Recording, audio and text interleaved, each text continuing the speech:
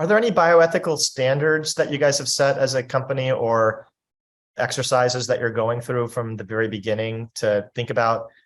Because we had Hemant Taneja, who's also a VC on, and he wrote this book about how there can be these unintended long-term consequences that everybody with good intentions wouldn't want to do, but that the company can end up in if you don't think about them from day zero. Are there any exercises like that the company engages in or that are relevant here?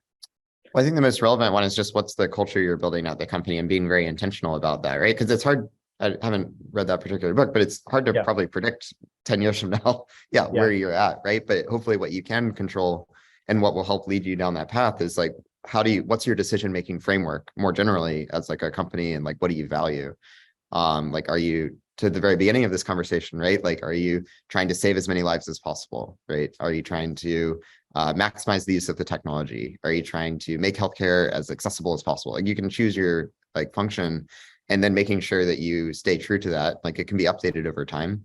Like the way we think about our values, and some great advice I got early on, is that you should always use your values as a lens for decision making, and that's how they become real. So like, you can have them on the wall or whatever, but whenever you're making a big decision, you should be going down each value and saying, okay, if I really believe this, like, which direction should I be going?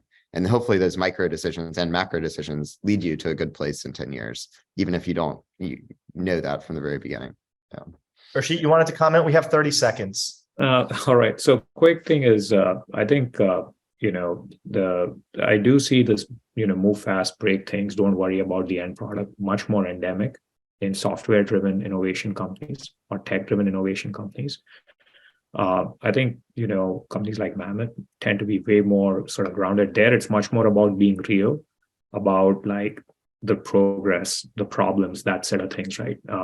And so the culture is at the core in either of them. And you have to kind of find the balance between innovation and this, but pretty much if something is wrong, people in the org have to be able to raise their hand without the fear of any repercussions to kind of get that message up. And so the culture is at the core, right? Because somewhere along the way, people will know if something's not going right. And people have to feel empowered to be able to kind of go ahead and bring it up without the fear of being shot down by the leadership.